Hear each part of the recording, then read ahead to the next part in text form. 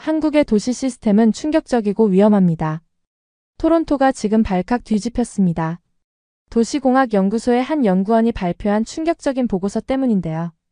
한국의 도시 시스템은 너무 완벽해서 오히려 위험하다는 게 그 이유였습니다.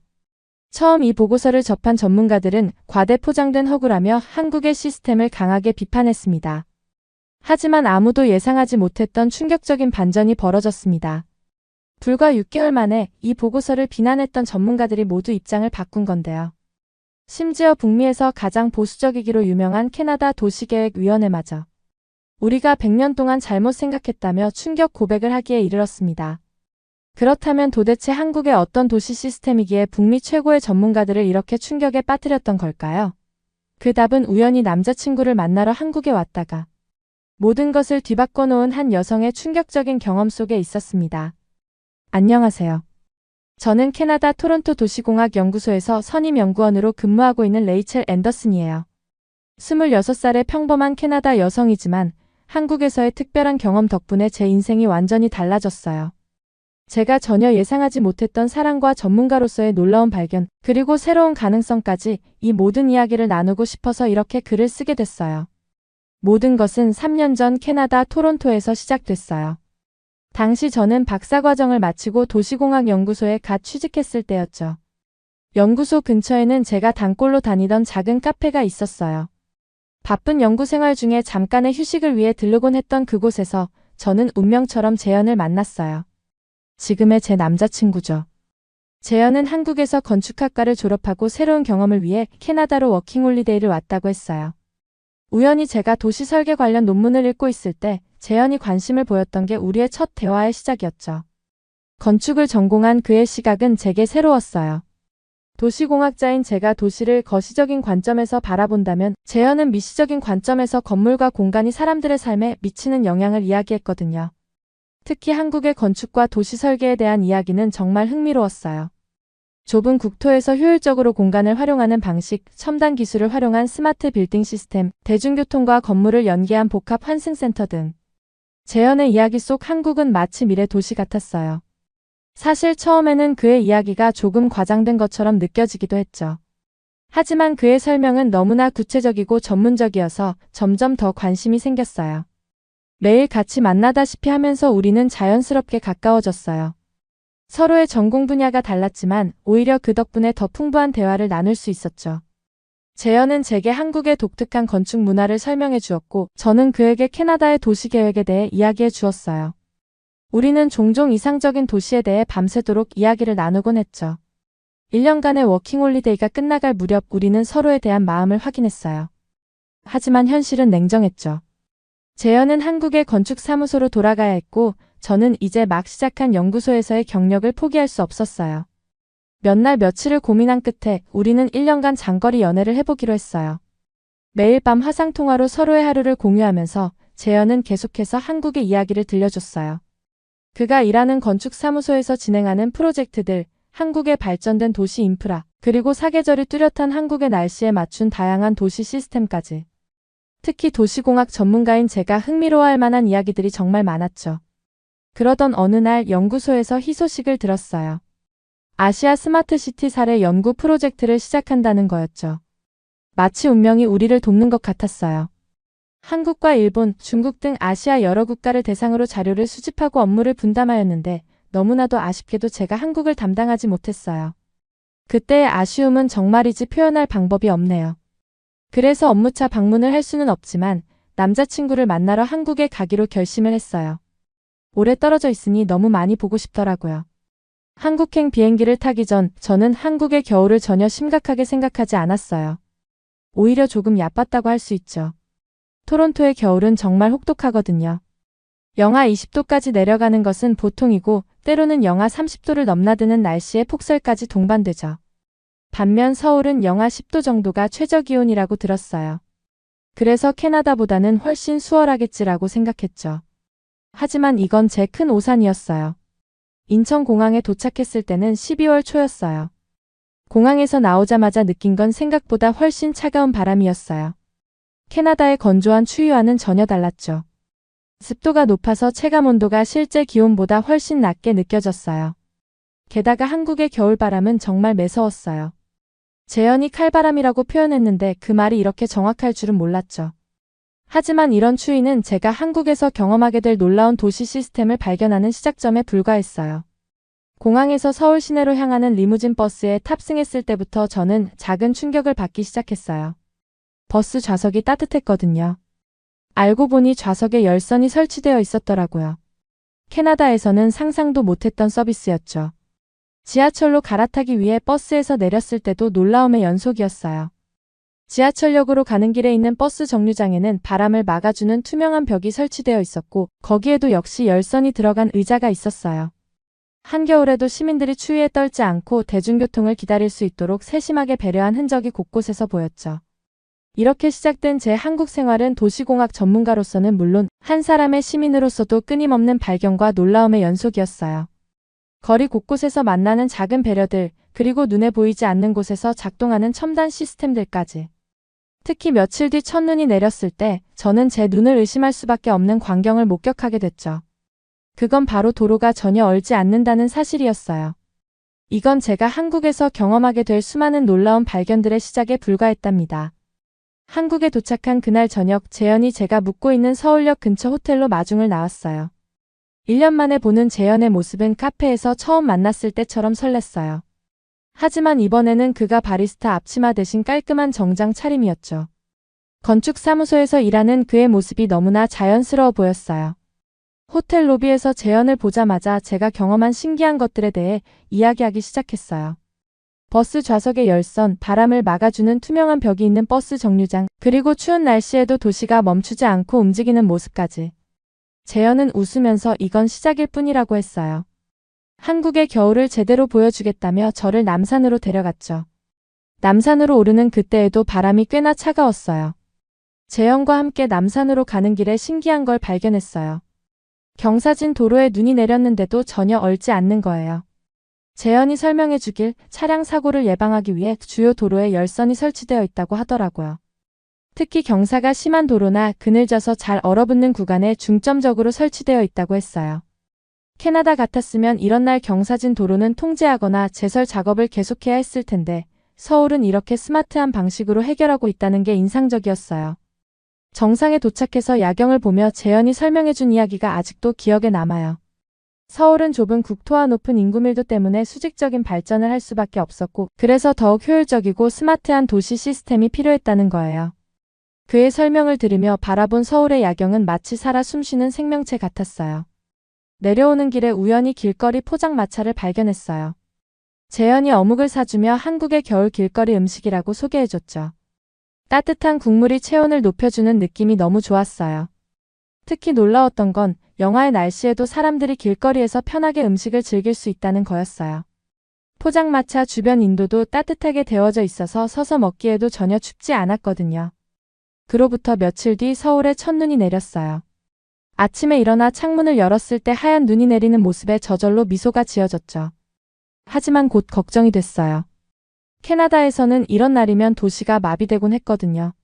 재현과 약속이 있어서 서둘러 준비하고 나갔는데 놀랍게도 도시는 평소와 다름없이 움직이고 있었어요. 도로가 전혀 얼지 않았거든요.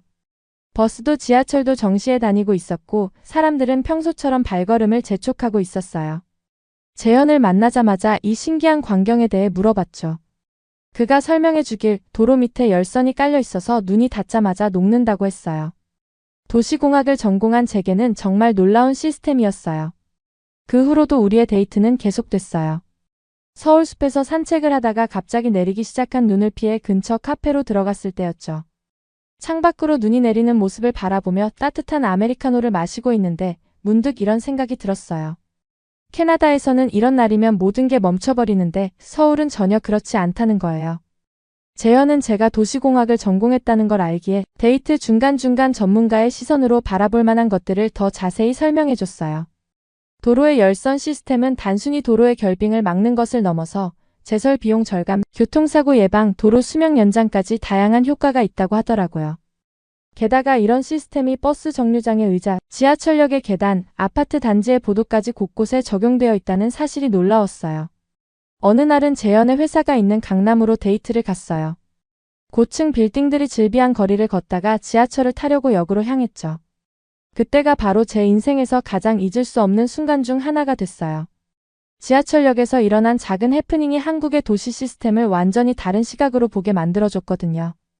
강남의 화려한 빌딩들을 구경하느라 정신이 팔린 그날, 저는 제부주의함 때문에 큰 실수를 하게 됐어요. 지하철을 타고 몇 정거장을 이동했는데 내리고 나서야 핸드폰을 좌석에 두고 온 것을 깨달았거든요. 순간 온몸에 식은땀이 흘렀어요. 캐나다도 물론 안전한 나라지만 대중교통에 귀중품을 두고 내린 경우에는 거의 찾지 못했거든요. 하지만 재현의 반응은 전혀 달랐어요. 오히려 걱정하지 말라며 바로 역무원에게 신고하면 된다고 했어요. 저는 반신반의하는 마음으로 가까운 역무실로 향했어요. 역무원분께 상황을 설명하자 친절하게 열차 번호와 탑승 시간, 하차역 등을 물어보시더니 곧바로 분실물 신고를 해주셨어요. 신기했던 건 그 과정이 엄청나게 체계적이었다는 거예요. 역무원분이 제 설명을 토대로 해당 열차를 특정하고 바로 그 열차의 차장님과 연락해서 제가 앉았던 자리를 확인하셨어요. 불과 10분도 되지 않아 제 핸드폰을 찾았다는 연락을 받았을 때는 정말 믿기지 않았어요. 재현이 설명해 주길 이게 바로 서울 지하철의 분실물 관리 시스템이라고 했어요. 각 열차와 역사에서 습득된 분실물은 즉시 등록되고 역무원들 간의 실시간 연락망을 통해 신속하게 확인이 가능하다고 하더라고요. 제가 놀란 게 단순히 핸드폰을 찾은 것만이 아니었어요. 그 과정에서 보여준 체계적인 시스템과 친절한 서비스가 더 인상적이었죠. 이 경험은 제게 한국의 도시 시스템을 새로운 시각으로 보게 만들어줬어요. 지금까지는 도로 열선이나 대중교통처럼 눈에 보이는 시스템에만 관심을 가졌는데 이런 소프트웨어적인 시스템도 도시의 중요한 부분이라는 걸 깨달았거든요. 특히 분실물 처리 시스템 같은 경우는 시민들의 일상적인 불안을 덜어주는 아주 중요한 서비스잖아요. 며칠 뒤에는 재현이 제게 스마트폰 앱을 보여줬어요.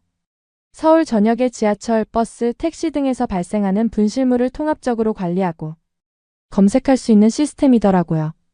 심지어 습득된 분실물의 사진까지 올라와서 집에서도 확인이 가능하다는 게 놀라웠어요. 이런 시스템이 있으니 시민들이 더 안심하고 대중교통을 이용할 수 있겠다는 생각이 들었죠. 도시공학을 전공한 사람으로서 이런 시스템의 의미를 곰곰이 생각해 봤어요. 도시의 안전과 신뢰는 단순히 범죄율이 낮다거나 사고가 적다는 것만을 의미하는 게 아니잖아요. 시민들이 일상생활에서 느끼는 작은 불안까지 해소해주는 것, 그것이 진정한 의미의 안전한 도시라는 생각이 들었어요. 재현의 말에 따르면 이런 시스템이 정착되기까지는 꽤 오랜 시간이 걸렸다고 해요. 처음에는 단순히 역별로 분실물을 관리하다가 점차 통합 시스템을 구축하고 시민들의 편의를 고려한 서비스를 추가해 왔다고 하더라고요. 이런 발전 과정을 들으며 도시 시스템이란 결국 시민들의 필요에 귀 기울이고 꾸준히 개선해 나가는 과정의 결과물이라는 걸 새삼 실감했어요. 이런 경험은 제 연구에도 새로운 영감을 주었어요. 도시 시스템을 계획할 때 하드웨어적인 측면뿐만 아니라 시민들의 일상적인 불편함을 해소할 수 있는 소프트웨어적인 부분도 중요하게 고려해야 한다는 걸 배웠거든요. 앞으로 캐나다로 돌아가서 제가 새로운 도시 시스템을 계획할 때도 이런 관점을 반드시 반영해야겠다고 생각했어요. 그러던 어느 날 재현이 제 전공을 고려해서인지 서울시의 스마트 서울맵 서비스를 보여줬어요. 실시간 교통정보부터 시작해서 공공 와이파이, CCTV, 전기차 충전소 등 도시의 다양한 정보들이 한눈에 들어왔어요. 심지어 미세먼지 정보나 서울시가 제공하는 공공 데이터까지 확인할 수 있더라고요. 분실물 관리 시스템은 서울의 수많은 스마트 시스템 중 하나에 불과했다는 걸 알게 됐어요. 하지만 행복한 시간도 잠시, 제 관광비자 기간이 얼마 남지 않았다는 걸 깨달았어요. 재현과 헤어져야 한다는 생각에 너무 슬펐죠.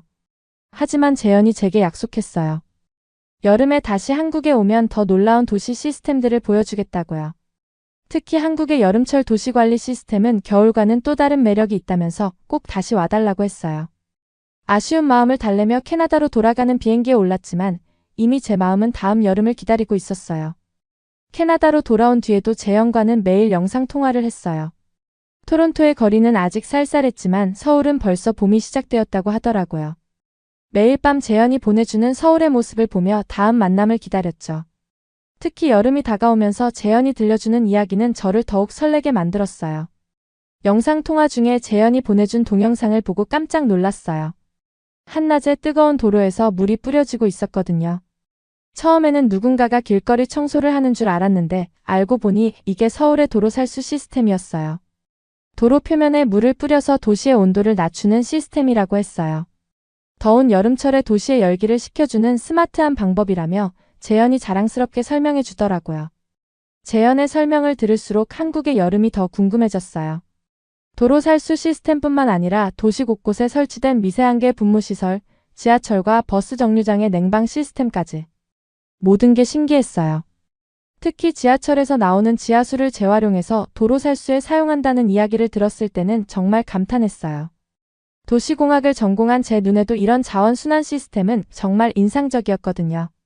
그러다 드디어 7월 휴가를 맞아 한국을 다시 찾았어요. 인천공항에 도착했을 때부터 달랐어요. 겨울에 왔을 때는 몰랐던 건데 공항 곳곳에 시원한 바람이 나오는 게 느껴졌어요. 재현이 설명해 주길 이것도 미세한계 분무 시스템이라고 하더라고요. 습도를 조절하면서도 시원함을 주는 스마트한 방식이었죠. 서울 도심으로 들어오는 길에 정말 신기한 광경을 목격했어요. 도로 중간중간에서 물이 뿌려지고 있었는데 제가 영상으로만 보던 바로 그 도로 살수 시스템이었어요. 실제로 보니 그 효과가 더 잘 느껴졌어요. 물이 뿌려진 구간을 지날 때마다 확실히 온도가 낮아지는 게 느껴졌거든요. 재현은 제가 더위를 많이 타지 않을까 걱정했는데 의외로 서울의 여름은 충분히 견딜만 했어요. 도시 곳곳에 설치된 그늘막, 버스 정류장의 에어커튼, 물안개가 뿌려지는 쉼터 등 곳곳에 더위를 피할 수 있는 장치들이 많았거든요.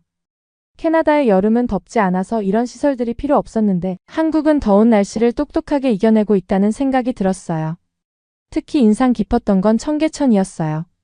도심 한가운데를 흐르는 시원한 물길을 보며 재현이 설명해줬어요. 이곳이 원래는 복개도로였다가 하천으로 복원된 거라고요. 물길 주변으로 미세한계를 뿌리는 시설도 있어서 더위를 식히기에 정말 좋았어요. 점심시간에 직장인들이 이곳에서 더위를 피해 휴식을 취하는 모습이 인상적이었죠. 재현의 회사가 있는 강남 지역에서는 또 다른 놀라움을 발견했어요. 고층 빌딩들 사이로 그린 네트워크가 형성되어 있었거든요. 빌딩 사이사이에 녹지를 조성하고 그 곳곳에 쿨링포그 시스템을 설치해서 도시의 열기를 식혀준다고 하더라고요.